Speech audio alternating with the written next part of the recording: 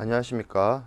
지난 시간에 이어서 국제상학 제5강 국제물품 매매 계약에 관한 유엔 협약을 이어서 학습을 하도록 하겠습니다.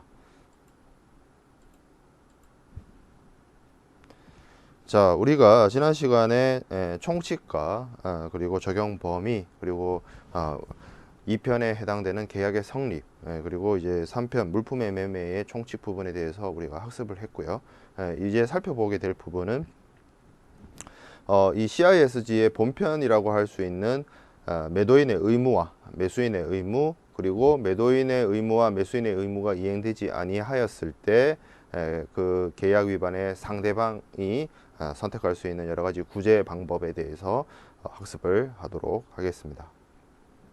자, 그래서 이 CISG는 기본적으로 매도인의 의무와 매수인의 의무가 어떻게 보면 이제 데칼코마니처럼 대칭되게 구성이 이루어져 있습니다. 그래서 매도인의 의무가 먼저 규정이 되어 있고요. 이러한 매도인의 의무로부터 매도인의 의무가 이행되지 않았을 때 선택할 수 있는 매수인의 구제책이 나오고, 그 다음에 매수인의 의무가 규정되어 있고, 매수인의 의무가 이행되지 아니하였을 때 선택할 수 있는 매도인의 구제책이 이어서 설명되고 있습니다. 그리고 그 다음이 이제 매도인과 매수인의 어떤 공통 적용 규정이 규정되어 있는 그러한 구성으로 되어 있습니다.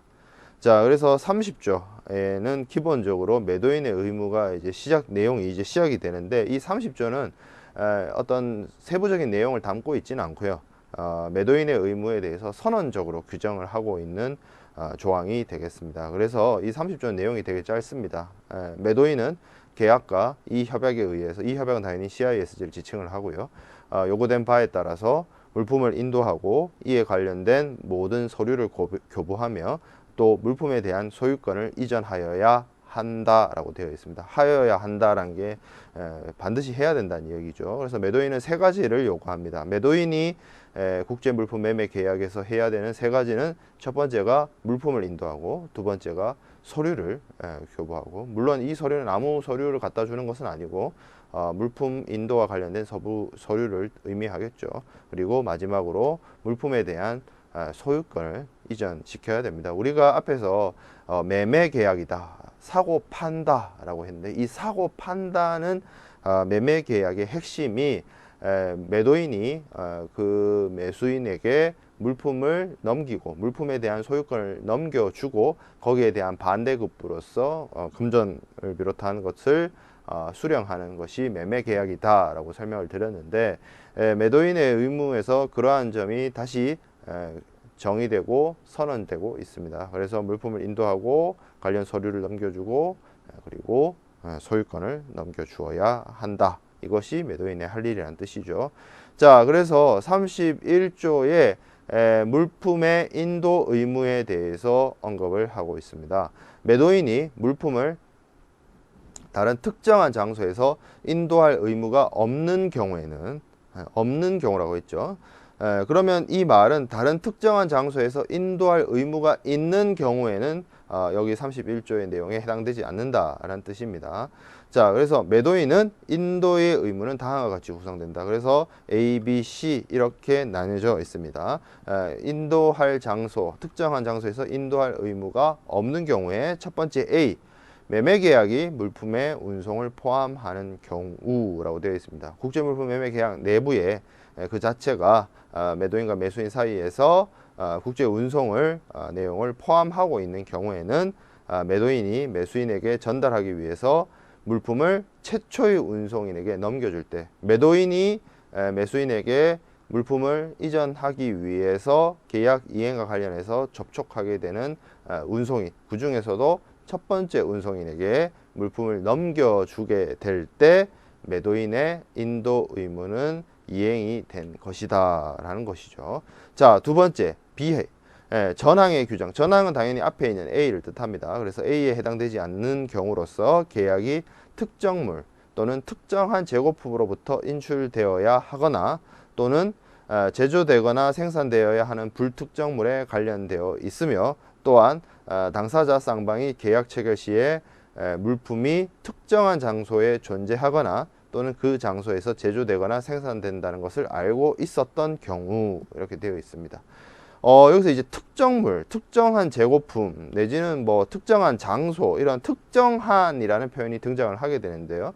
무역 거래란 것은 기본적으로 물품, 제품, 상품을 거래하는 것입니다. 그래서 특정화되어 있다, 특정화되지 않는다 이것의 어떤 의미를 우리가 한번 생각을 해보면 불특정물 내지는 뭐 특정되어 있지 않는 물품의 경우에는 상업적으로 교환한 복수의 물품들이 있어서 어느 것을 가져다 주어도 무방한 그런 것들이 이제 불특정물이 될 것이고요.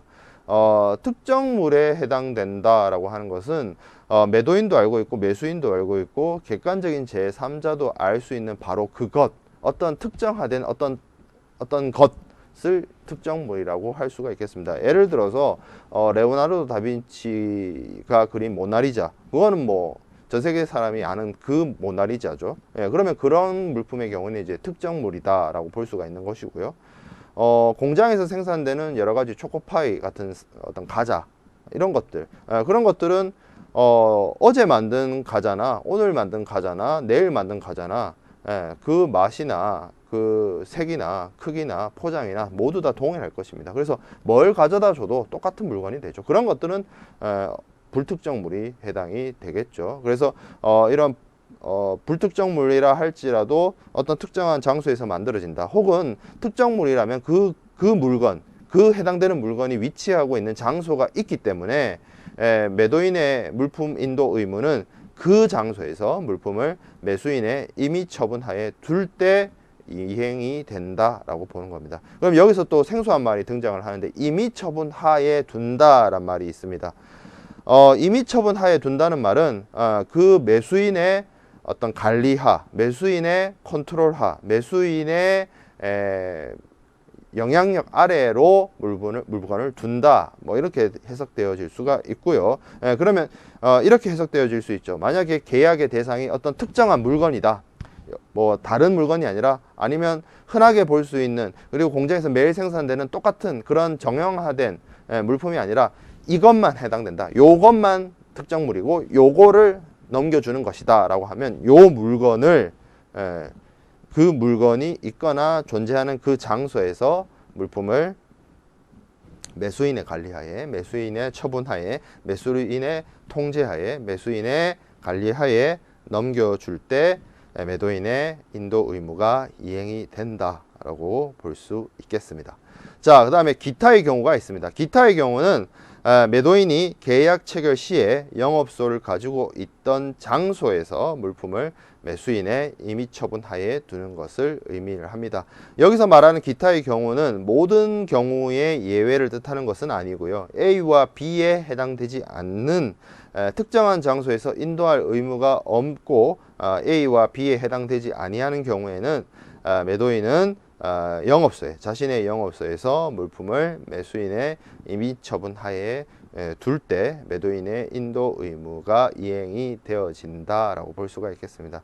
사실 요 기타의 경우 같은 경우에는 우리가 뒤에서 학습하게 될 인커텀스의 EXW와 좀 뭐 물품의 인도적인 측면에서 비슷하다, 유사하다라고 볼 수가 있는데 직접적으로 같다라고 말하기에는 좀 한계가 있는 것이, 인커텀스의 경우에는 우리가 뒤에서 학습을 자세히 하게 되겠습니다만, 인커텀스는 기본적으로 물품의 어떤 인도 장소, 매도인으로부터 매수인에게 물품이 이전되는, 물품의 권리가 이전되는 그 인도의 장소 내지는 권리 이전의 시점에 대해서 그 특정한 장소, 특정한 공간을 이 인커텀스 조건을 사용할 때 지정하도록 하고 있습니다. 즉 다시 말하면 매도인이 물품을 다른 특정한 장소에서 인도할 의무가 있는 경우가 인커텀스에 규정이 되어 있는 경우와 유사한 경우에 해당이 된다라고 볼 수가 있는 것이겠죠. 그래서 여기 31조는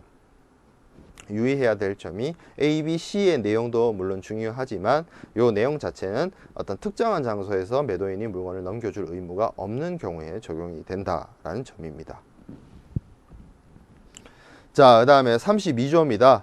인도 의무에 수반하는 의무 이렇게 되어 있습니다. 그래서 물품을 매도인이 매수인에게 인도해 줄 때 함께 이행되어야 하는 몇 가지 이슈들이 있다는 것이죠. 그래서 첫 번째가 매도인이 계약 또는 협약에 따라 물품을 운송인에게 인도하는 경우에 있어서 물품이 하인에 의하거나 선적 서류 또는 기타의 방법에 의해서 그 계약의 목적물로서 명확히 특정되어 있지 아니한 경우에는 매도인은 물품을 특정하는 탁송 통지서를 매수인에게 송부하여야 합니다. 그렇군요. 매도인은 물품을 넘겨줄 때 물품을 하인에 의하거나 아니면 선적 서류에 의하거나 명확하게 이렇게 특정되지 않았을 때는 특정화 시켜서 매수인에게 넘겨주어야 한다라는 것이죠. 이게 왜 필요하냐면 제가 앞에서 모나리자 같은 특정물도 얘기를 했고 하지만 사실 그런 물품들이 무역거래 대상이 되긴 잘 어렵겠죠. 보통 이제 공장에서 대량 생산되고 이제 끊임없이 매일 생산되는 그런 물품들, 제품이나 뭐 물품들이 이제 무역 거래의 대상이 될 텐데, 그런 경우에는 이 공장에서 즉 계속 생산되고 창고에 이렇게 쌓여 있는 물건들 중에서 어느 물건이 매수인의 물건이 되는지가 이 절차가 필요한 것이 되겠습니다. 창고에 쌓여 있는 몇십만 톤, 몇백만 톤의 물건 중에 매수인에게 인도를 하게 되는 물건은 과연 무엇이냐?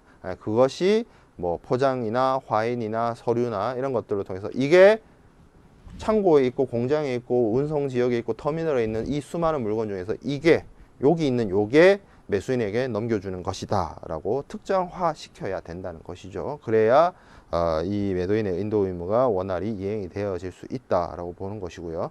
자, 매도인이 물품의 운송을 수배해야 할 의무가 있는 경우에는 매도인은 사정에 따라 적절한 운송 수단에 의해서 그러한 운송의 통상적인 조건으로 지정된 장소까지 운송에 필요한 계약을 체결하여야 한다라고 규정되어 있습니다. 우리가 앞에서 매매 계약에 운송이 포함되어 있는 경우를 의미를 했는데요. 우리가 매매 계약의 성립에서 공부를 할 때 운송 조건, 선적 조건에 대해서 매도인과 매수인이 합의를 통해서 계약의 내용을 정한다라고 했습니다. 그 계약의 내용을 정할 때 만약에 매도인에게 물품 운송을 이행시켜야 할 혹은 운송 수단을 수배해야 할 의무가 있다라고 한다면 매도인은 적절한 운송 수단에 의해서 통상적인 기본적인 조건으로 지정 장소, 이 물품을 매수인에게 인도해 주기로 한 장소까지의 필요한 운송을 계약 체결하여야 될 것입니다. 자, 그리고 매도인이 물품의 운송에 관련된 보험에 부보해야 할 의무가 없는 경우라고 얘기하고 있습니다. 없는 경우에도 매도인은 매수인의 요구에 따라 매수인이 그러한 보험에 부보하는데 필요한 모든 입수 가능한 정보를 매수인에게 제공하여야 합니다. 여기는 앞에 32조 2항의 경우에는 운송을 수배할 의무가 있는 경우라고 얘기를 했는데요. 32조 3항은 보험에 부보하여야 할 의무가 없는 경우를 얘기를 하고 있습니다. 만약에 매도인이 보험에 부보해야 할 의무가 있다면 보험에 들면 되겠죠. 보험 의무가 있으니까. 그리고 매도인에게 보험 부보의 의무를 부여하고 있는 대표적인 인커텀스가 인커텀스 2010에서는 CIF와 CIP에 해당이 됩니다. 하지만 여기 CISG에서 설명하고 있는 32조 3항에서는 그러한 보험 부보의 의무가 없는 경우를 지칭을 하고 있습니다. 이렇게 보험 부보의 의무가 없다 하더라도 매도인은 매수인의 요구에 따라서 매수인이 보험에 부보하는 데 필요한 모든 입수 가능한 정보를 매수인에게 제공하여야 합니다. 이 조항이 필요한 이유는 매도인이 보험 부보의 의무가 없다라고 한다면 필요에 의해서 매수인이 보험을 부보하게 되는데 매수인 입장에서는 수출국, 선적지의 여러 가지 보험 계약이라든지 보험 회사라든지 이런 것들의 정보를 정확하게 알고 파악하기가 어렵죠. 그렇기 때문에 그 매도인 입장에서 수출국에서 입수 가능한 정보를 매수인에게 전부 제공하여서 매수인이 보험 부보를 원활하게 할 수 있도록 도움을 주어라. 그런 의미가 되겠습니다. 자, 그 다음에 33조에는 인도의 시기가 규정되어 있습니다. 매도인은 다음과 같은 시기에 물품을 인도해야 됩니다. A. 첫 번째, 어느 기일이 계약에 의해서 지정되어 있거나 결정될 수 있는 경우에 그 날짜, 그 기일입니다.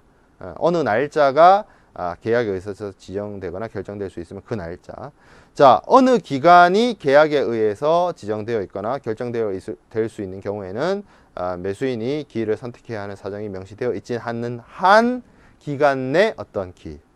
그러니까 어느 몇 날 며칠부터 며칠까지의 기간으로 정했을 때 그 기간이 되는데 매수인이 그 기간 안에 어떤 특정한 날짜를 명시적으로 정해야 되는 것이 아닌 경우에는 뭐 그 기일 내에 어떤 날짜라도 괜찮다. 뭐 이렇게 해석되어질 수가 있고요.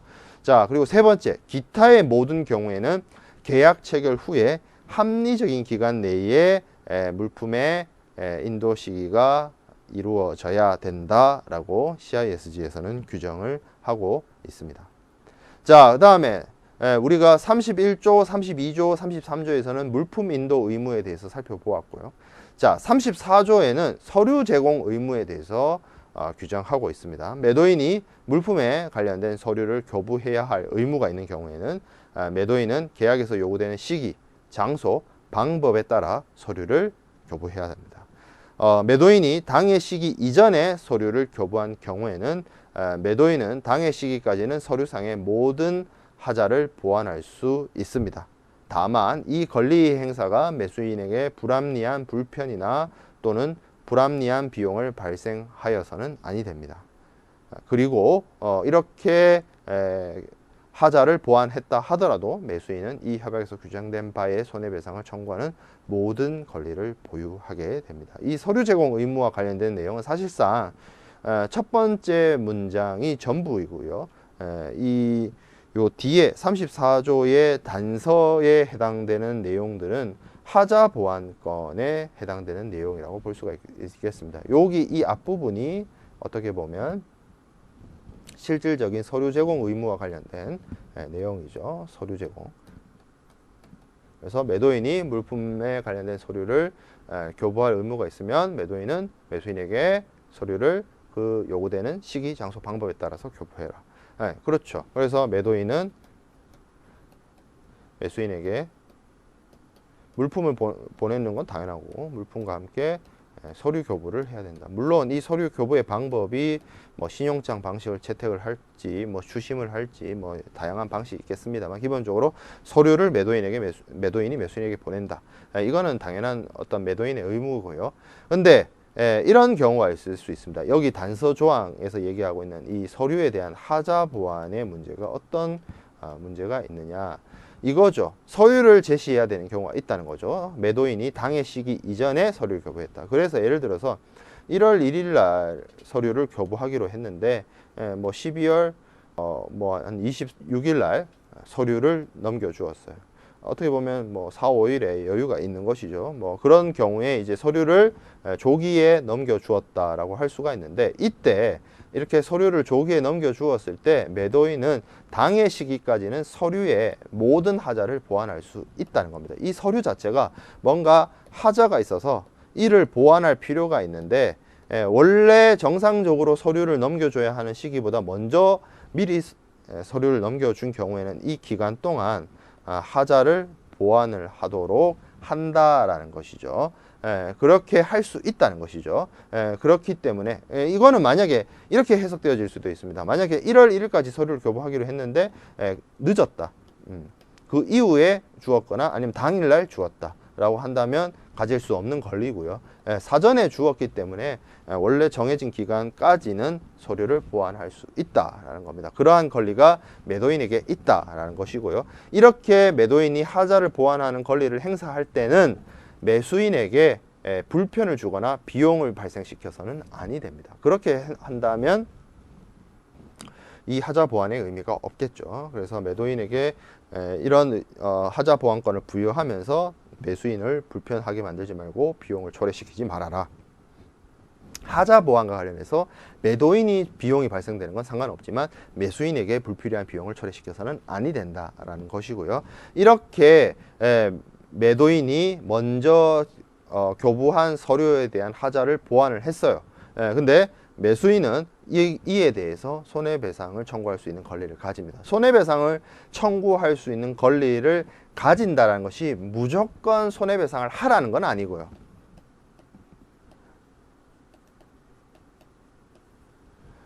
하자를 보완을 했는데 이 하자 보완으로 인해서 막말로 어떤 비용이 발생한다든지 불편함이 초래한다든지 했을 때 그러면 매수인은 어떻게 보면 이 정상적으로 계약이 이행이 되었으면 자기에게 발생하지 않을 비용이나 불편이 발생되게 된 것이죠. 그래서 이러한 부분에 대해서 매수인이 매도인에게 손해배상을 할 수 있으나 이런 매도인의 하자 보완으로 인해서 서류가 하자 보완이 되었고 뭐 비용이나 불편이 매수인 입장에서 발생하지 않았다면 손해배상을 청구할 권리를 가지고 있다 하더라도 손해배상을 청구할 반드시 해야 되는 건 아닙니다. 그러니까 매수인 입장에서도 자신에게 여러 가지 비용이나 불편이 발생한 경우에는 손해배상할 권리를 가진다. 이렇게 해석되어질 수가 있고 이것이 이 규정이 마지막 줄이 매수인으로 하여금 서류가 하자 보완될 때 무조건 손해배상을 하라 이런 뜻은 아니라는 점에서 유의해 주시길 바라겠습니다. 자, 그래서 우리가 8번 슬라이드에 30조부터 34조까지 매도인의 의무와 관련된 내용이 규정이 되어 있고요.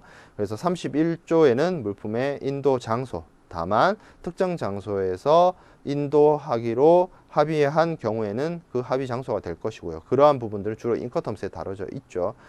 이 31조의 내용들은 이러한 합의 장소가 없는 경우에 최초의 운송인에게 넘겨지거나 특정물과 관련된 그 장소에서 넘겨지거나 아니면 매도인의 영업소에서 물품이 인도 의무가 물품의 매도인의 물품 인도 의무가 이행이 된다라고 볼 수가 있고요. 자, 그리고 인도 의무에 수반되는 의무에 있어서 물품을 특정화시킬 필요가 있다. 아이덴티파이를 해야 된다라는 점. 그래서 수만 톤의 상자 중에서 매수인에게 파는 물건은 이거다라고 아이덴티파이를 해야 된다라는 점이고요. 그리고 매도인은 운송 수배를 하고 보험에 대한 또 정보, 보험 부보가 없다 하더라도 보험 정보에 대한 제공을 해야 된다라는 점이 규정되어 있었습니다. 그리고 인도 시기와 관련해서는 그 날짜를 정했다면 그 날짜, 그 기간을 정했다면 그 기간, 그 기간도 없다면 합리적인 기간 내에 reasonable time이라고 할 수 있는 합리적인 기간 내에 물품의 인도가 이루어져야 된다라고 규정이 되어 있습니다. 그래서 31조는 장소의 의미고 인도의 장소, 그리고 33조는 인도의 시기 에 대한 문제였습니다. 그래서 31조, 32조, 33조가 물품 인도 의무와 관련되어 있었고요. 제34조는 서류 제공 의무와 관련이 되어집니다. 그래서 서류 제공과 관련해서 매도인이 계약에서 정한 장소, 방법, 시간에 따라서 서류를 교부하는데 이 서류에 하자가 있었을 때 이것이 기일 전에 교부가 이루어졌다라고 한다면 매수인에게 어떤 불편이나 비용을 초래하지 않는 한도 내에서 매도인은 이를 보완할 수 있다라는 규정이 제34조에 규정이 되어 있었습니다. 자, 그 다음에는 35조로 넘어가는데 35조는 물품의 물적 적합성에 대한 규정이 규정되어 있습니다. 그래서 여기에서는 어떻게 보면 물품과 관련된 매도인의 의무와 관련해서 물품 인도 의무와 관련해서 물품이 제대로 된 물품이 가느냐 안 가느냐 그런 이슈를 이 얘기를 하고 있는데 우리가 30조에서 보면 매도인의 의무에 대해서 세 가지를 이야기를 하고 있었습니다. 첫째가 물품 인도 의무고 두 번째가 서류 교부 의무고 세 번째가 소유권 이전 의무였죠. 그래서 물품 인도 의무는 31조에서부터 33조, 서류 교부 의무는 또 제34조에서 규정하고 있고요. 이 물품 인도와 관련해서 물품의 그 적합성, 물품이 제대로 된 것이냐, 계약에 일치 내는 것이냐를 판가름하는 규정이 또 35조에서부터 시작되게 되는데 자세히 들여다보면 이런 각 조에 소유권 이전과 관련된 매도인의 소유권 이전 의무와 관련된 조항이 없습니다. 그 즉슨 이 CISG는 30조에서 매도인이 매수인에게 소유권을 넘겨주어야 된다라고 하는 어떤 선언적 규정만 있지 실체적이고 세부적인 규정이 CISG 내에서 다뤄지지 않고 규정되어 있지 않습니다. 그래서 우리가 지난 시간에 살펴보았던 것처럼 소유권 이전과 관련해서는 CISG의 규정이 없기 때문에 CISG 일반 원칙에 따라서 국제사법에 따른 규칙이나 강행적인 준거법에 따라서 쉽게 말해서 각 나라의 법률이나 각 나라의 어떤 강행법 혹은 양 당사자의 합의, 당사자 자체의 원칙에 따라서 이러한 소유권 이전과 관련된 문제를 해결을 하게 되는 것입니다. 소유권 이전과 관련해서 CISG는 특별히 언급하거나 규정하거나 규율하고 있지 않다라는 점을 우리가 확인해 볼 수가 있고요. 자, 그 다음에 이제 물적 적합성에 대해서 얘기를 한번 해보도록 하겠습니다. 35조의 물적 적합성에 대한 이야기가 시작됩니다. 그래서 35조 1항에 매도인은 계약에서 요구되는 수량, 품질 및 상품 명세에 적합하고 또한 계약에서 요구되는 방법으로 용기에 담거나 또는 포장된 물품을 인도하여야 한다라고 규정되어 있습니다. 그래서 매도인은 계약에 따라서 수량, 품질, 명세가 적합한 그리고 계약에서 요구되는 포장, 용기에 담아서 포장해서 물품을 인도해야 된다는 것이죠. 수량, 퀀티티죠. 품질, 퀄리티죠. 그리고 상품 명세, 뭐 여기에는 뭐 여러 가지 내용들이 들어가겠죠. 이 세부적인 상품의 스펙과 관련된 부분이고, 그리고 포장, 용기에 넣고 포장, 이 부분이 적절하게 이루어져야 물품의 물적 적합성이 충족이 된다라고 볼 수가 있는 것이고요. 자, 35조 2항에 또 추가적인 내용이 있습니다. 당사자가 별도로 합의한 경우를 제외하고 물품은 다음과 같이 아니하는 한 계약과 적합하지 아니한 것으로 한다 되어 있습니다. 이것도 사실 굉장히 우리말이 어렵죠. 어렵습니다. 그래서 이 사실은 영어 원문이 이 이중부정 표현이 되어 있습니다. 이중부정 표현을 우리말로 이렇게 옮기는 과정에서 이런 표현이 등장을 하게 되는데요. 자, 이렇게 생각해 보면 되겠습니다. 다음과 같지 아니하다. 그러면 계약 다음 내용과 일치하지 않다. 그러면 적합 안 하다. 그러면 이 얘기는 거꾸로 뒤집어서 생각을 해보면 다음 내용과 합치된다 라고 하면 물적 적합성이 있다. 이렇게 이해되어지는 것이 타당한 해석이 되겠습니다. 그래서 A, B, C, D가 나옵니다. 네 가지가 나오죠. 이 A, B, C, D 네 가지가 나오는데 한번 보겠습니다. A, 물품은 그 동일한 명세의 물품이 통상적으로 사용되는 목적에 적합. 통상 사용 목적에 적합해야 된다. 통상 목적에 적합해야 된다라는 것이죠.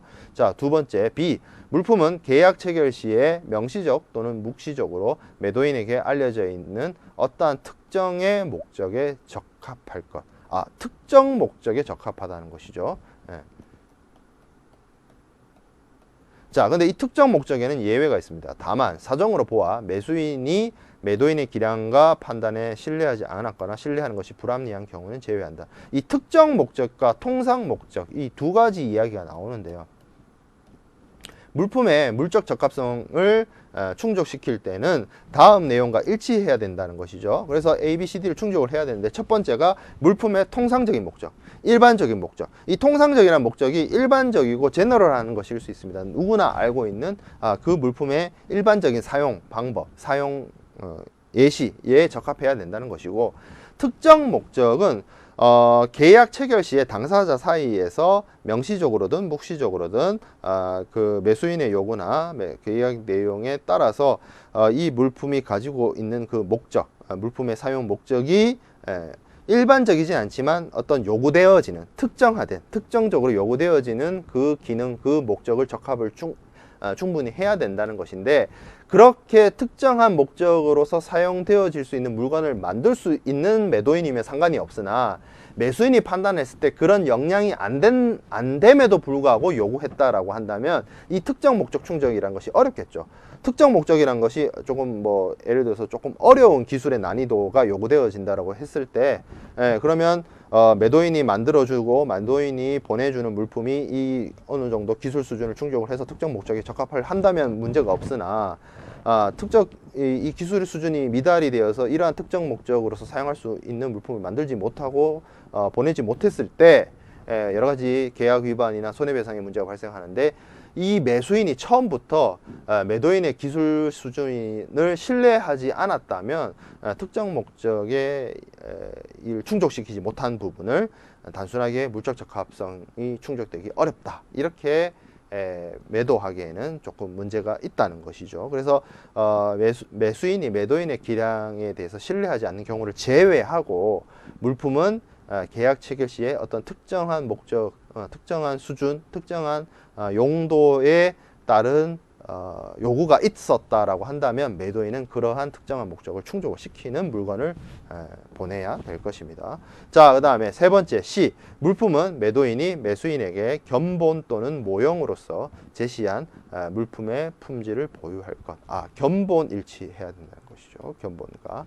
자, 그 다음에 D, 물품은 그러한 물품의 통상적인 방법으로 또는 그러한 방법이 없는 경우에는 물품을 보존하고 보호하는데 적절한 방법으로 용기에 담거나 또는 포장이 되어 있어야 한다라는 것이죠. 통상 목적, 특정 목적, 견본, 포장, 이런 부분입니다. 이런 부분, 요것이 충족되어야 된다. 그러면 그것이 물적 적합성이 있다라는 겁니다. 자, 그래서 이러한 물적 적합성에 대한 규정이 있는데, 매수인이 계약 체결 시에 물품의 어떠한 부적합을 알고 있었거나 또는 알지 못하였을 수가 없는 경우에는 매도인은 물품의 어떠한 부적합에 대해서 전항의 A 내지 DO, 전항의 A 내지 DO가 이거죠. 요 부분이죠. 요 부분에 대한 책임을 지지 않는다. 그래서 매수인이 물품의 부적합 이미 알고 있습니다. 그런 경우에는 요 A, B, C, D에 의한 책임 매도인이 지지 않는다라는 부분입니다. 그래서 이 물품의 적합성에 대한 충족 요건을 한 4가지 정도 규정을 해 놓았다라고 보실 수 있겠습니다. 자, 그 다음에 이러한 적합성을 판단하는 시기도 중요합니다. 우리가 앞에서 무역계약 조건 얘기를 할 때 선저품질 조건, 양육품질 조건 이런 얘기를 했었죠. 그래서 물품의 적합성도 그것을 어느 시점에서 충족돼야 되는지, 그 적합성이란 게 어느 시점에서 이루어져야 되는지에 대한 문제가 있을 수 있는데요. 그러한 내용들이 36조에 규정이 되어 있습니다. 그래서 36조 1항에 매도인은 위험이 매수인에게 이전하는 때에 존재한 어떠한 부적합에 대해서 계약 및 이 협약에 따른 책임을 진다라고 규정을 하고 있습니다. 그래서 위험이 이전되는 시점이 중요한 것이죠. 위험 이전, 매도인에서 매수인에게로 위험이 이전하는 그 시점에 대해서 존재한 물품의 부적합에 대해서 책임을 집니다. 그리고 요 시기 이후에 드러난 물품의 부적합도 사실상 매도인에게 책임이 있다라고 보는 것입니다. 그러면 이 위험의 이전이란 것이 중요한데, CISG는 우리가 앞에서 제가 방금 언급했다시피 소유권 이전과 관련된 규정은 존재하지 않습니다. 소유권을 이전을 하여야 한다라는 선언적 규정만 있고 세부적인 소유권 이전과 관련된 규정이 존재하지 않지만 위험 이전과 관련된 규정이 존재합니다. 이 위험 부담이란 것은 제가 앞에서도 설명을 했다시피 물품이 멸실손상 파괴되었을 때 그 물품의 멸실손상으로 발생하는 여러 가지 경제적 손실을 당하는 사람, 손실을 끌어안는 사람이 위험을 부담하는 자가 된다라고 설명을 드렸습니다. 그래서 예전에는 이 소유권과 이 위험 부담이 함께 가는, 이게 떨어져서 생각할 것이 아닌 함께 가는 것으로서 해석이 되어졌습니다. 즉 다시 말해서 물품에 대한 소유권을 가지고 있는 사람이 그 물품의 멸실 손상에 대한 위험 부담, 손실을 끌어안는 것이 타당하겠죠. 그것이 어떻게 보면 합리적이겠죠. 예, 그래서 소유권을 가진 사람이 위험에 대한 부담을 한다라고 해석되어지는 것이 이 기존의 어떤 여러 가지 법리였는데, 이 CISG는 소유권과 관련된 규정을 규율하지 않아서 각국의 실정법과의 충돌을 피하는 방식을 채택했습니다만, 그럼에도 불구하고 이 CISG 내에 위험 이전과 관련된 내용을 규율하고 있습니다. 즉, 매도인에서 매수인에게로 어느 시점에 물품에 대한 위험 부담이 넘어가게 되느냐에 대한 규정이 CISG에 규율하고 있다는 점입니다. 그래서 어떻게 보면 직접적으로 소유권 이전에 대한 규정을 한 것이 아니라 소유권 이전에 대한 규정은 언급하지 않고 다만 위험 이전과 관련된 내용을 언급함으로써 소유권 이전에 대한 부분을 간접적으로 규정하고 있는 것이 아니냐, 이렇게 해석하는 경우도 있긴 하는데요. 뭐 그런 것들이 중요한 것이 아니라 이런 물적 적합성에 있어서는 물품의 적합성의 판단 시기가 매도인에서 매수인에게로 위험 부담이 넘어가는 그 시점이 적합성의 판단 시기가 된다라는 점이 체크해야 될 점이 되겠습니다. 자, 그 다음에 매도인은 전항에서 규정된 때보다 이후에 발생하는 어떠한 부적합에 대해서도 그것이 매도인의 어떠한 의무 위반에 기인하고 있는 경우에는 이에 책임을 진다라고 하죠. 자, 매도인에 대해서 매도인의 어떤 의무 위반으로 인해서 이 어떤 물품의 부적합이 위험 이전에 이후에 발견이 되었어요. 그런 경우에 아무리 위험 이전 이후에 물품의 부적합이 드러났다 하더라도 이 근원 자체가, 이 발생시킨 원인 자체가 매도인의 의무 위반에 기인한다라고 한다면 이것은 매도인이 책임을 져야 될 문제라는 것이죠. 거기에 대한 규정이고요. 자, 그 다음에 그러한 의무 위반에는 일정한 기간 동안 물품이 통상적인 목적 또는 어떠한 특정의 목적의 적합성을 유지할 것이라는 보증 또는 특정된 품질이나 특징을 보유할 것이라는 보증의 위반도 포함이 된다라고 되어 있습니다. 자, 이건 뭐냐면 우리가 어떤 물품을 사면 물품에 대한 워런티, 개런티가 있습니다. 그래서 뭐 2년 동안에 무상 수리를 해준다든지 1년 동안 무상 수리를 해준다든지 이런 식으로 이 물품이 소유권, 물품의 위험 이전이 매도인에서 매수인에게로 이전이 되었고 물품이 인도가 된 이후, 판매가 다 완전히 이루어진 이후라 하더라도 보증기간이란 개념이 있을 수 있다는 것이죠.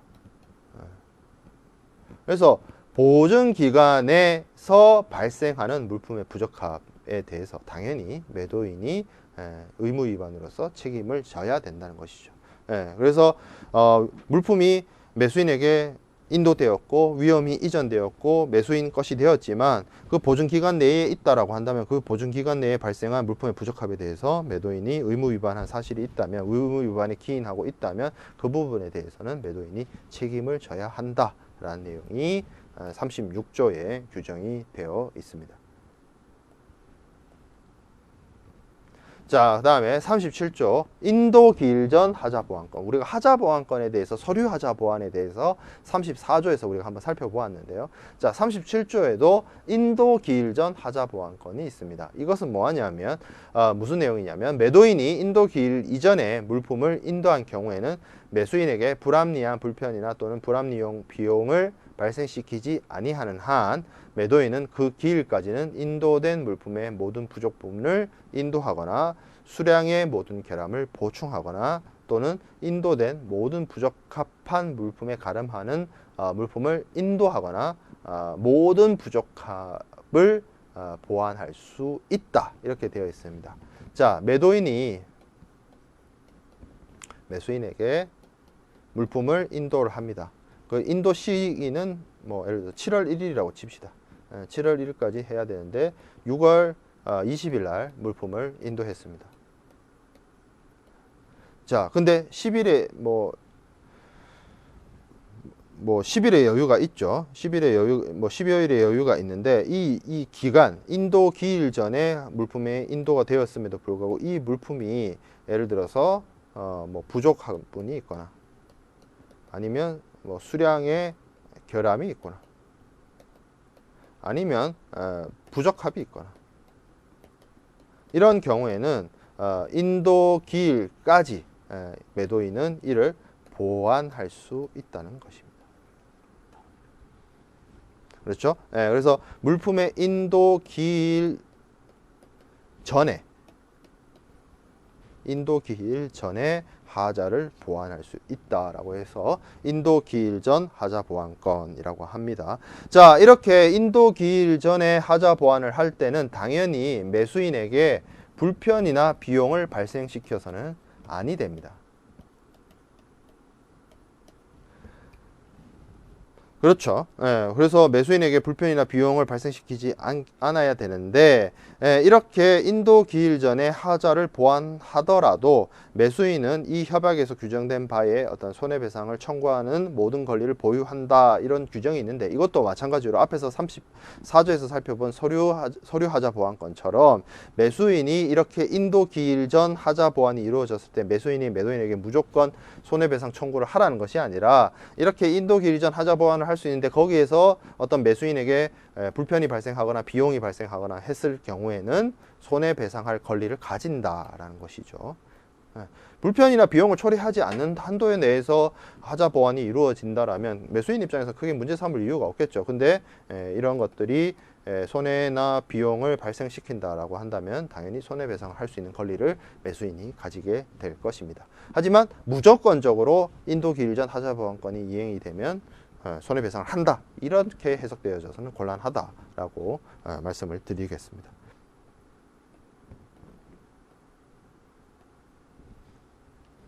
자, 물품의 검사입니다. 38조에 물품에 대한 검사 규정이 있는데요. 자, 매수인은 그 사정에 따라 실행 가능한 짧은 기간 내에 물품을 검사하거나 또는 물품이 검사되어지도록 하여야 합니다. 그래서 어떻게 보면 매수인에게 검사되도록, 물품을 검사하도록 하는 의무를 부여를 하고 있고요. 자, 그 다음에 2번 38조 2항에 보면 계약이 물품의 운송을 포함하고 있는 경우에는 검사는 물품이 목적지에서 도착한 이후까지 연기되어질 수 있다라고 이야기하고 있습니다.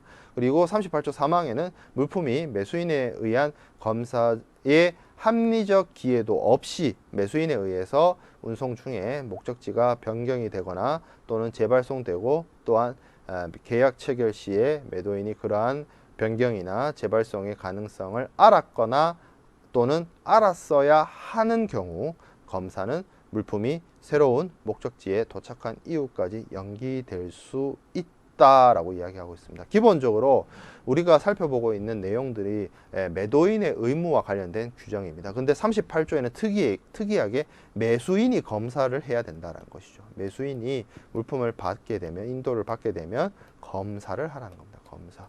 어떻게?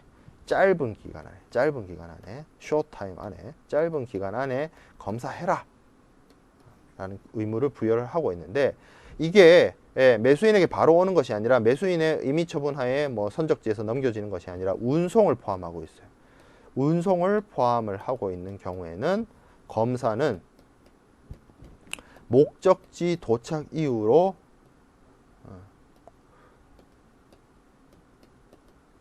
연기되어지게 된다는 것이죠. 그리고 목적지 도착 이후까지 검사 안 하고 기다리고 있다가 목적지 도착한 다음에 검사하라는 거죠. 운송을 포함하게 되는 경우는 그렇습니다. 근데 만약에 물품이 매수인에 의한 검사를 하지 않고 매수인에 의해서 운송 도중에 목적지가 변경이 돼요. 목적지가 다른 장소로 변경이 됩니다. 그리고 재발송이 되게 됩니다. 이 경우에는 검사는 이 변경이나 재발송 이후로 연기되어질 수 있습니다. 그러나 이건 단순하게 그렇게 무조건적으로 되는 것은 아니고요. 계약 체결 시점에 매도인이 그 부분에 대해서 이해가 있어야 된다는 것이죠. 왜냐하면 매수인의 요구에 의해서 변경이나 운송의 재발송이 이루어지는 경우이기 때문에 어찌됐든 물품에 대해서는 매수인이 물품을 검사를 해야 된다라는 이야기를 하고 있습니다. 왜 그러냐면 이 물적 적합성, 물품에 대한 뭐 수량이나 뭐 상태나 명세나 이런 것들이 계약 내용과 일치하는지에 대해서 판단을 매도인만 할 것이 아니라 매수인 입장에서도 어떻게 보면 크로스 체크가 이루어져야 제대로 된 물건이, 적합한 물건이 매도인에게서 매수인에게로 위험 이전되었다, 인도되었다라는 것을 우리가 확인할 수 있기 때문에 매도인의 물품 인도, 물적 적합성의 충족을 위해서는 매수인의 물품의 검사가 요구되어지는 부분이 있다는 것이죠. 자, 그리고 이 39조, 38조에 이어서 매수인이 검사를 했어요. 검사를 통해서 물품이 정상적인 경우라면 아무 문제가 없으나 정상적이지 않은 경우라면 하자에 대한 하자 통지를 이행을 해야 하겠죠. 그래서 매수인이 물품의 부적합을 발견을 했거나 발견하였어야 할 때부터 합리적인 기간 내, 이거는 이제 짧은 기간이 아닙니다. 검사는 짧은 기간 내에 하라 그랬죠. 여기는 reasonable time이란 말이 다시 등장합니다. 합리적인 기간 내에 매도인에게 부적합의 성질을 기재한 통지를 하지 않은 경우에는 매수인은 물품의 부적합에 의존하는 권리를 상실한다, 이렇게 되어 있습니다. 이것도 제가 이중 부정문이기 때문에, 영어의 이중 부정문이기 때문에 한번 뒤집어서 얘기를 해볼게요. 자, 통지를 했어요. 그러면 무슨 얘기죠? 매수인은 물품의 부적합에 의존하는 권리를 가진다가 되죠.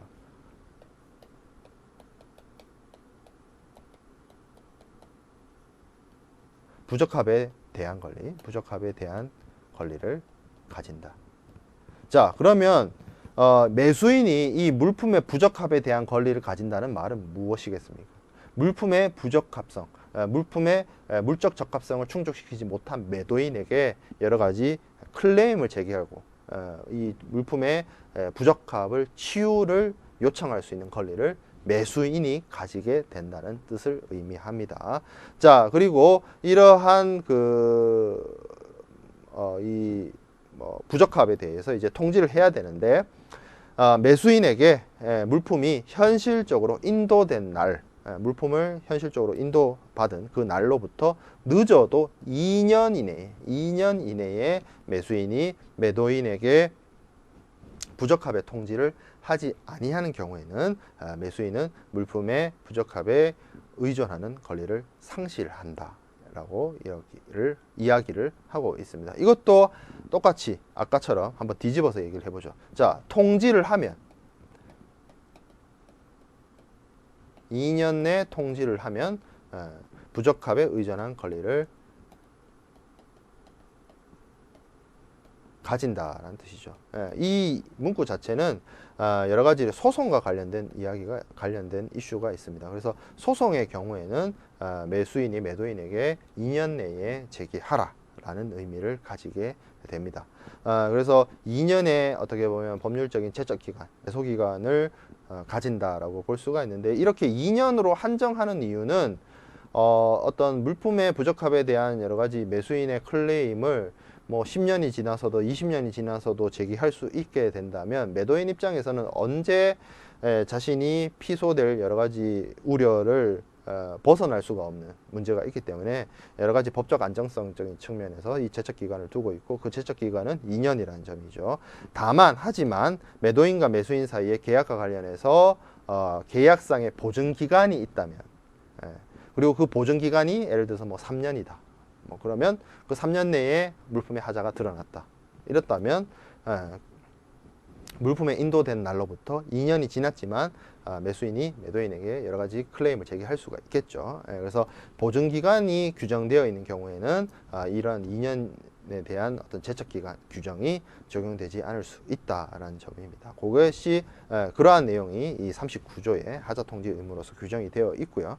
자, 그리고 이제 40조입니다. 40조는 물품의 부적합이 매도인이 알았거나 또는 알지 못하였을 수가 없는 사실에 관련되고, 또 매도인이 이를 매수인에게 고지하지 아니한 사실에도 관련되어 있는 경우에는 매도인은 38조 및 39조의 규정을 원용할 권리가 없다, 이렇게 되어 있는데, 자, 이렇게 봅시다.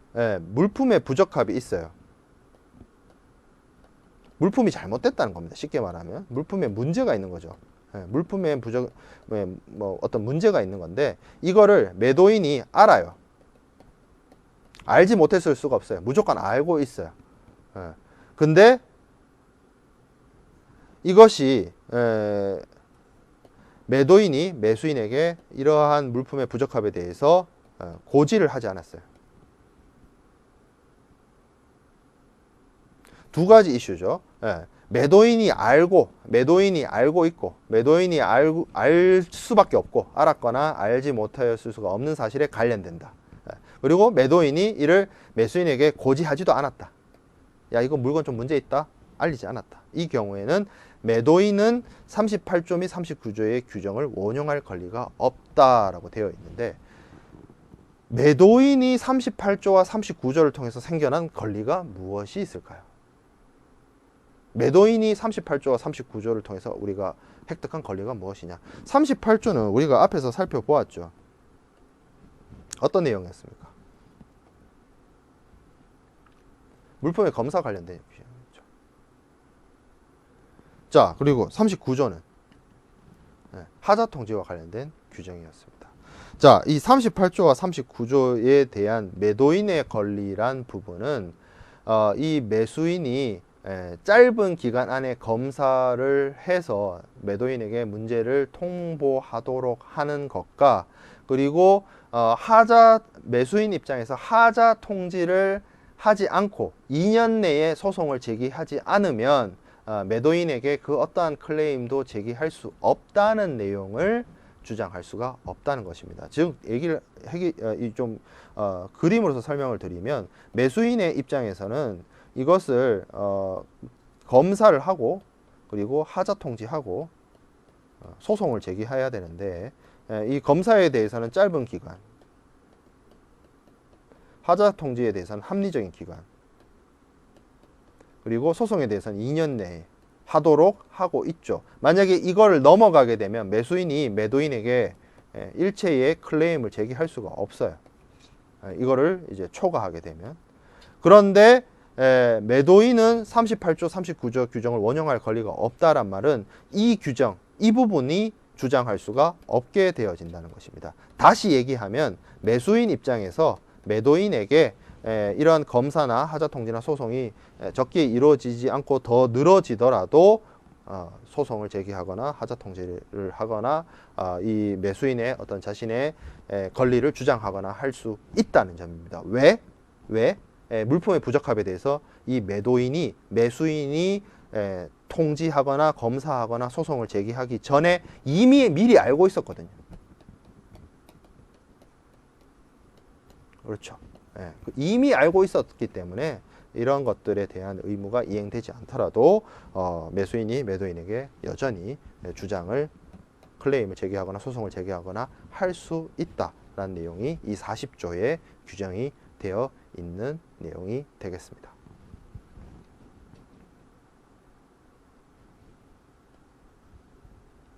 자, 그래서 이 통지 의무 위반에 대한 규정이 요 39조에 있다는 것이죠. 매수인은 39조 규정된 바에 따라서 물품의 부적합을 통지하지 않게 되면 물품의 부적합을 주장할 권리를 상실하게 됩니다. 그래서 그럼 어떤 권리들이 상실되느냐? 대표적으로 손해배상을 청구하는 권리, 그리고 매도인에 대해서 제대로 된 물품을 보내달라고 요구하는 이행 청구권, 그리고 계약 해제권, 그리고 대금 감액 청구권, 이런 것들. 왜냐하면 물품이 제대로 된 수량으로 오지 않았을 때 100톤을 주문했는데 50톤이 왔다. 그러면 50톤에 대한 부분은 대금을 줄이겠다. 이런 것들을 요구할 수 있어야 되는데 이 물품의 부적합에 대해서 사전에 합리적인 기간 내에 매수인이 매도인에게 통지하지 않게 된다면 이러한 권리를 상실하게 된다는 것이죠. 그리고 이러한 권리를 상실을 하는데 매도인이 이거를 미리 알고 있었어요. 매도인이 이를 알고 있었어요. 그리고 매도인이 이를 매수인에게 밝히지 않았어요. 그리고 뒤에서 언급을 하겠습니다만 매수인에게 통지를 하지 못한 데에 대한 어떤 설명할 수 있는 합리적인 이유가 있었어요. 그 경우에는 이러한 권리를 상실하는 것이 아닙니다. 권리 상실하지 않는다라는 것이죠. 기간이 지나더라도 통지하지 않더라도 권리를 상실하지 않는다. 왜? 매도인이 이미 알고 있었으니까 라는 부분이죠. 그런 부분이 사실 좀 법적인 내용이기 때문에 여러분들이 이해하기가 어렵지만 매수인에게 검사와 확인과 물품의 부적합에 대한 어떤 통지 그리고 소송 제기 이런 것들을 규정을 하고 있고 그 기간 내에 하도록 하는 것인데, 그리고 그 기간 내에 하지 않았다는 건 어떻게 보면 매도인에게 법적 안정성을 주고 매도인이 정상적인 물품의 물적 적합성이 충족된 물품을 매수인에게 전달했다라는 어떤 추정적인 증거가 되는데, 그렇다 하더라도 매도인이 이를 알고 있었고 이를 통지하지 않았다면, 그로 인해서 물품 부적합이 드러났다라고 한다면 매수인은 이 제때 통지하지 않았다 하더라도 손해배상 청구라든지 이러한 권리를 행사하는 데 문제가 없다라는 점이죠. 그래서 그런 부분에 대한 이해가 좀 내용이 좀 난해하지만 충족시켜서 이해를 할 필요가 있겠습니다.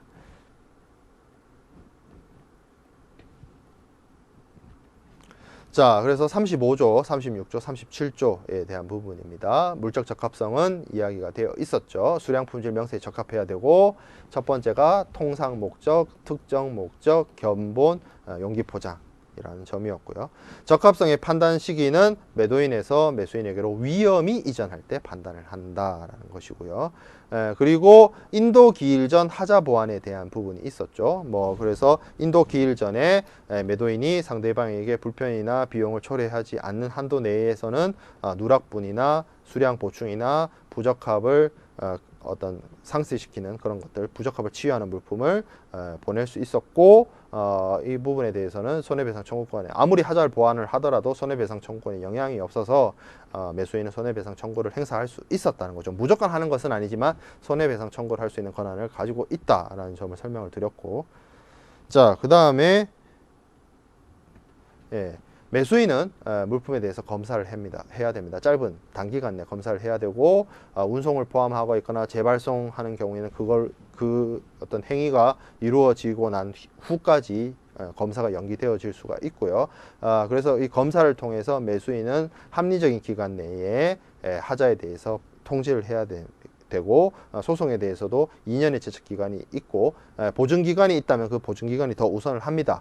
그런데 만약에 이러한 통지를 하지 않게 되면 매수인 입장에서는 물품의 부적합을 기인하는 여러 가지 권리를 상실하게 됩니다. 그 상실하는 권리들은 매수인이 매도인에게 제시할 수 있는 여러 가지 손해배상 청구라든지 계약 해제라든지 대체품 인도라든지 대금 감액 청구라든지 그런 권리를 주장할 수 있는 권한을 상실하게 됩니다.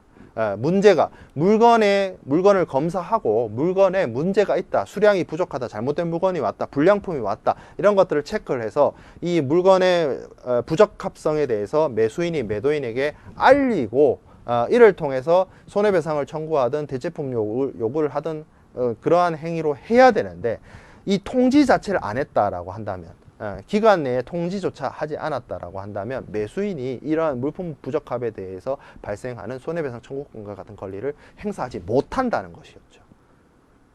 그러나 40조에 단서가 있습니다. 뭐라고? 매도인이 이러한 물품의 부적합, 수량 부족, 불량품, 이러한 물품의 부적합에 대해서 이미 알고 있었어요. 이미 알고 있었고 매수인에게 안 알려줬어요. 그렇다면 기간 내에 매수인이 매도인에게 통지하지 않았다라고 해서 손해배상 청구권과 같은 권리를 상실시키지 않는다는 것이죠.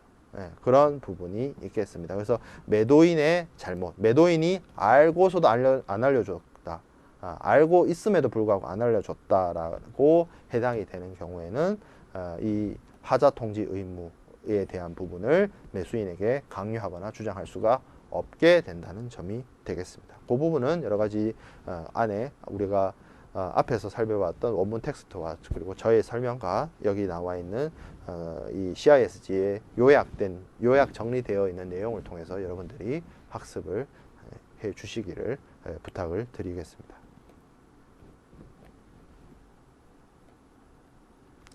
자, 그 다음에 법적 인 적합성, 물적 적합성을 살펴봤고요. 물품에 대한 물적 적합성을 살펴보았고, 이러한 물품에 대한 법적 적합성에 대한 내용을 좀 살펴보도록 하겠습니다.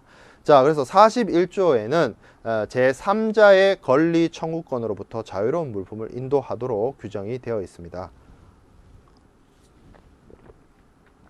자, 매수인이 제3자의 권리 또는 청구권을 전제로 물품을 수령하는 것에 동의한 경우가 아닌 한 제3자의 권리 또는 청구권으로부터 자유로운 물품을 인도하여야 한다라고 규정을 하고 있습니다. 그러나 그러한 제3자의 권리 또는 청구권이 공업 소유권 또는 기타 지적 소유권에 기초를 두고 있는 경우에는 매도인의 의무는 42조에 의해서 규율된다라고 되어 있습니다. 두 가지를 얘기를 하고 있는데요. 기본적으로 매수인에게 어떤 제3자가 물품에 대한 권리를 주장할 수 있는 그런 것들로부터 자유로운 물품을 넘겨줘야 한다는 것이죠.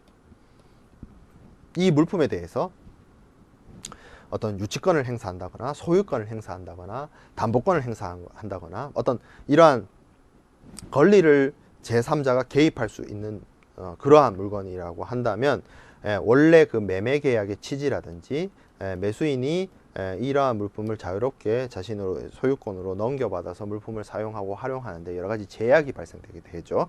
그래서 매도인은 매수인에게 제3자의 권리로부터 자유로운 물건을 넘겨줘야 된다는 의무가 있고요. 이 제3자의 권리에는 법적인 권리, 뭐 담보권이나 청구권이나 질권이나 유치권이나 이런 것들에 해당이 되는 것이고, 이 제3자의 권리가 지식재산권,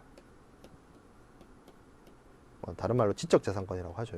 요즘에는 지적재산권과 관련된 이슈가 있다라고 한다면 이 41조를 통해서 적용을 하는 것이 아니라 제42조에 적용을 받는다라고 규정되어 있습니다.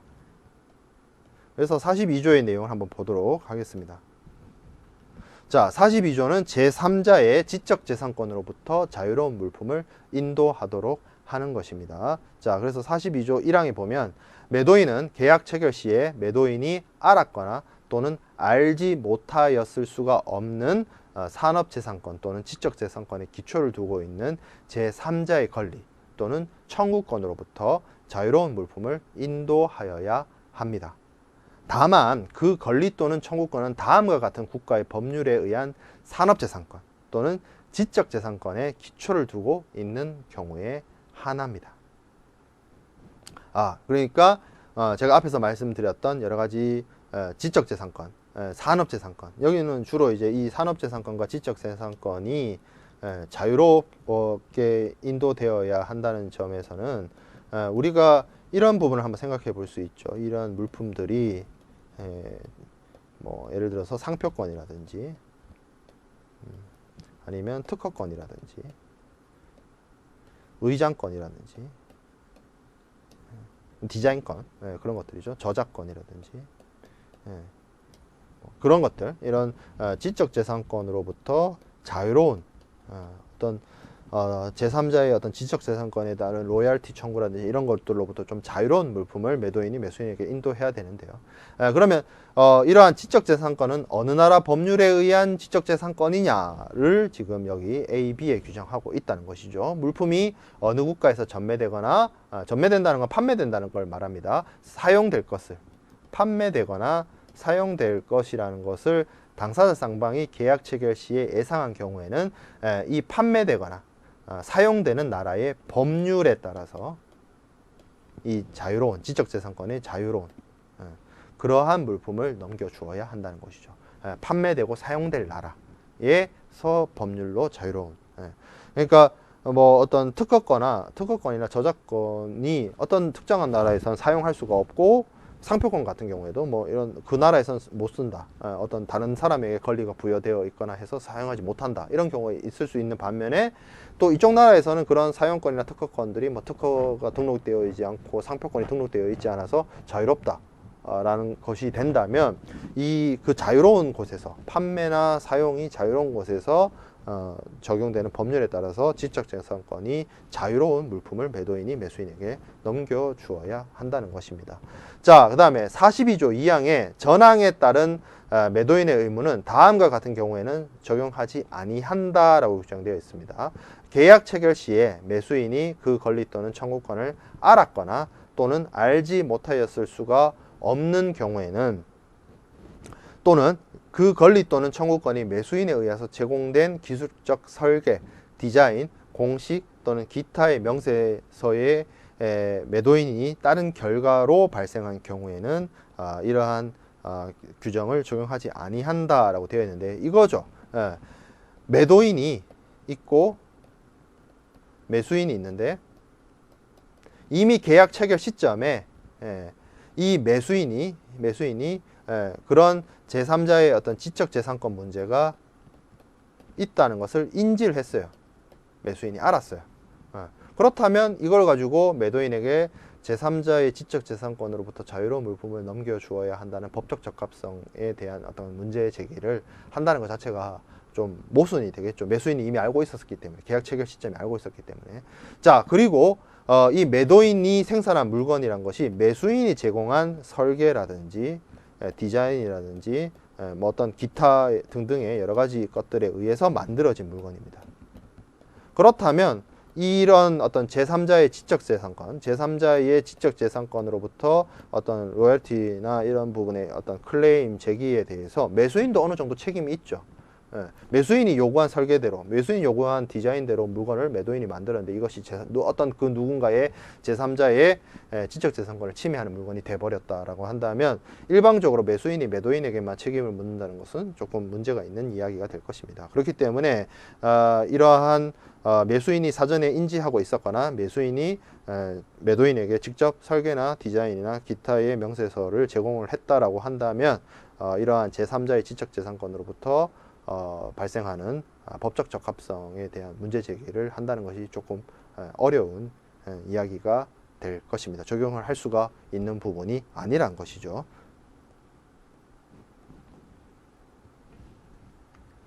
자, 그 다음에 제43조입니다. 제3자의 권리 청구권에 대한 통지입니다. 매수인이 제3자의 권리 또는 청구권을 알았거나 알았어야 하는 때로부터 합리적인 기간 내에, 여기서도 합리적인 기간이란 말이 표현이 사용되죠. 합리적인 기간 내에 매도인에게 그러한 통지를 해야 합니다. 그러한 통지를 하지 않게 되면 41조, 42조 규정을 원형할 권리를 상실한다라고 되어 있습니다. 그리고 2항에는 매도인이 제3자의 권리 또는 청구권의 성질을 알고 있었던 경우에 매도인은 전항의 규정을 원형할 권리가 없다, 이렇게 되어 있습니다. 자, 이렇게 볼 수 있는 부분은 어떤 부분이냐면 여기서 말하는 전항은 이 규정이고요. 그리고 43조의 1항에서 얘기하고 있는 부분은 앞에 있는 41조, 42조를 얘기를 하는 것이고 43조 2항에서 얘기하고 있는 것은 요 앞에 규정을 의미합니다. 그러면 이 43조 1항은 어떤 규정이냐? 43조 1항에서는 매수인 입장에서 지적재산권에 대해서 클레임이 지적재산권 내지는 물품의 어떤 제3자 권리로부터, 제3자의 어떤 권리로부터 어떤 뭐 로열티나 어떤 여러 가지 클레임이 제기가 되었어요. 제3자의 어떤 권리 행사가 있었어요. 그러면 이 매수인은 이에 대해서 합리적인 기간 안에 야, 이거 제3자가 나에게 어떤 권리에 대해서 클레임을 제기했다라는 부분을 합리적인 기간 안에 매도인에게 통지하고, 이 부분에 대해서 매도인이 법적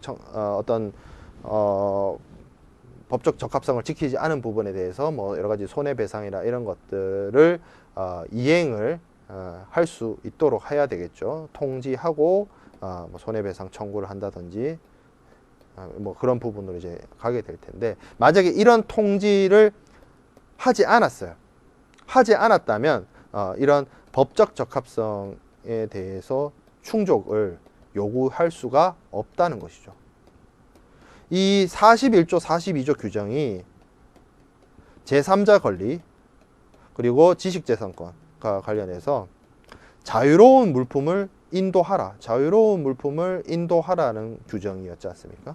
그런데 그래서 매도인이 이러한 제3자 권리나 지적재산권으로부터 자유롭지 않은 물건을 제3자로부터 클레임을 제기받을 수 있는 물건을 넘겨주었다라고 한다면 그 부분에 대해서 매도인이 매수인에게 손해배상이나 이런 어떤 행위를 해야 되는데 그러한 행위가 되기 위해서는 매수인이 합리적인 기간 안에 이 단서가 조건이 합리적인 기간 안에 통지를 하라는 겁니다. 통지를 하지 않았다면 매도인이 정확하게 그 사항을 파악하기가 어렵겠죠. 그렇기 때문에 통지를 하지 않았다라고 한다면 쉽게 말해서 제3자의 법적인 청구, 제3자의 권리로부터 자유로운 물품을 인도했다라는 추정적 증거가 돼버리면서 이러한 법적 적합성에 대한 충족과 관련한 여러 가지 권리 행사를 하지 못하게 된다는 것입니다. 그런데 요 43조 2항은 우리가 앞에서 물적 적합성과 관련된 제40조의 매도인의 악의 중과실과 관련된 내용과 일치합니다. 매도인이 이미 이 물품을 매수인에게 넘겨줄 때부터 제3자의 권리 행사에 대해서 이 물건 자체가 자유롭지 못하다는 사실을 알고 있었어요. 이거는 매도인의 악의 고의죠. 악의적인 중과실이죠. 그 경우에는 다시 말하면 이러한 통지를 하지 않더라도 매수인이 매도인에게 법적 청구합성의 불충분에 대해서 충족시키지 못한 부분에 대해서 손해배상과 같은 그런 권리를 행사할 수 있다라는 점입니다. 그래서 요 43조 2항의 내용이 법적 적합성의 매도인의 고의 중과실을 의미하고 40조가 물적 적합성의 매도인의 고의 중과실을 의미한다라고 보시면 되겠습니다.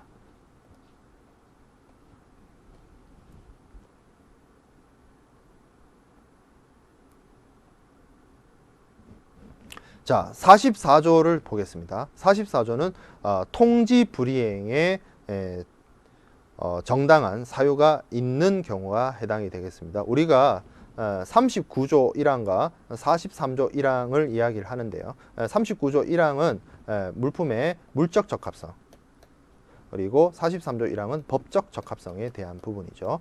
그래서 이 물적 적합성과 법적 적합성에 대해서 문제가 있다라고 하면 매수인은 합리적인 기간 안에 매도인에게 통지를 이행할 것을 요구받게 됩니다. 통지를 요구하고 통지를 해야만 여기에 대해서 여러 가지 권리를 행사할 수 있게 되는데요. 이 통지가 이루어졌을 때 뭐 손해배상이라든지 그리고 계약 해제라든지 대금 감액이라든지 아니면 또 뭐가 있을까요? 특정 이행 청구라든지 이런 그 권리를 행사할 수가 있게 됩니다. 통지를 해야만. 그래서 이 물적 적합성 위반, 법적 적합성 위반에 따른 매수인이 매도인에게 통지를 이행해서 그 통지가 이루어졌을 때 이런 손해배상, 계약 해제, 대금 감액, 특정 이행이 이루어지는 부분이죠. 그리고 이 통지는 앞서 얘기했던 것처럼 합리적 기간 내에 이루어져야 됩니다. 그러나 통지가 이루어지지 않는다면 당연히 권리 행사를 할 수가 없게 되겠죠. 하지만 이러한 통지에 대해서 통지를 못하게 된 정당한 이유가 있는 경우에는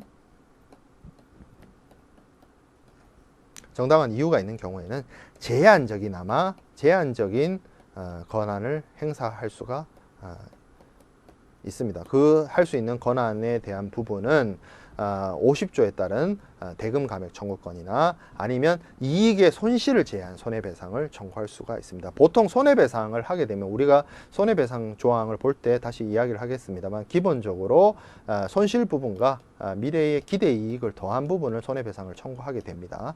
하지만 이런 제한적인 권한 행사, 정당한 이유 없이 통지를 하지 않은 경우, 통지를 아예 못한 경우에, 통지를 하지 않은 경우에는 이러한 어떠한 권한도 행사할 수가 없음에도 불구하고 정당한 이유가 있는 경우에는 완전하진 않지만 제한적인 권한을 행사할 수 있다는 부분이죠. 그럼 그 제한적인 행사는 어떤 것이냐? 대금 감액을 청구한다거나 아니면 이익 손실 부분을 제외한 손실 부분에 대한 손해배상을 청구할 수가 있다는 점이 되겠습니다. 그러한 점이 44조의 통지 불이행에 정당한 사유가 있을 때의 예외 조항으로서 존재하게 되는 것입니다.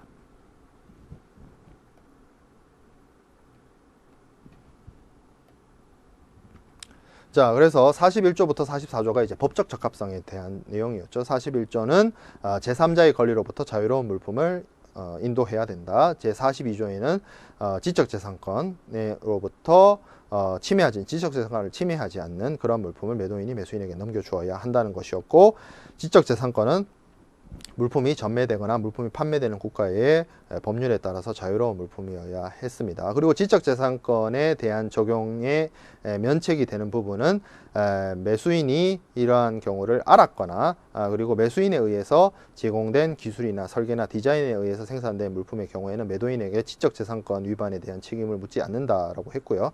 이러한 어떤 제3자의 권리나 지적재산권으로부터 어떤 문제가 발생한 부적합한 물건의 경우에는 매수인은 합리적인 기간 내에 매도인에게 통지를 이행을 해야 됐고, 통지를 하지 않은 경우에는 이러한 법적 적합성으로부터 자유로운 물품을 인도받을 수 있는 권리를 상실하게 됩니다.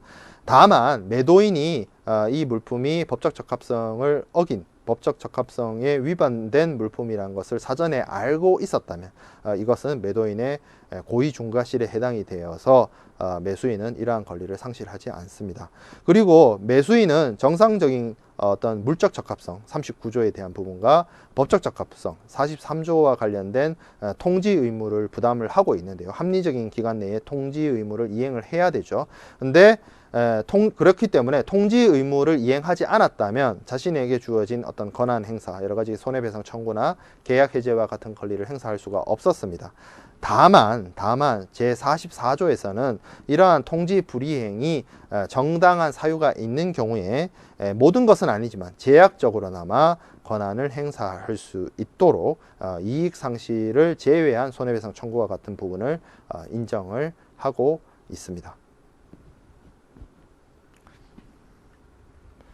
그래서 우리가 이제 이 물품의 매도인의 인도 의무와 관련된 내용, 그리고 물품의 어떤 물적 적합성과 법적 적합성에 대한 부분, 이러한 부분을 살펴보았습니다. 그리고 이제 남은 부분은 매도인의 어떤 의무 이행과 관련해서 매도인이 제대로 의무 이행을 하지 않았을 때 매수인이 행사할 수 있는 여러 가지 구제책에 대해서 이 45조부터 규정이 되어 있습니다. 그러니까 이 45조 규정 30조부터 우리가 44조까지 살펴본 부분이 매도인의 어떤 의무에 대한 부분이었다면 이 45조부터 52조 뭐 여기까지 규정되어 있는 내용들은 이 매도인의 의무가 제대로 이행이 되지 않았을 때, 의무 이행되지 않았을 때 선택할 수 있는 그 반대 상대방인 매수인의 구제 방법, 매수인의 해결책에 대한 내용들이 45조부터 나와 있다는 것이죠. 그러한 내용들은 주로 여기 나와 있는 것처럼 특정 이행 청구권이라든지 추가 기간 지정권이라든지 계약 해제권이라든지 손해배상 청구권이라든지 이런 권한들을 매수인의 입장에서 행사할 수 있게 됩니다. 그러한 부분들은 다음 시간에 우리가 조금 더 자세하게 다루도록 하겠습니다. 감사합니다.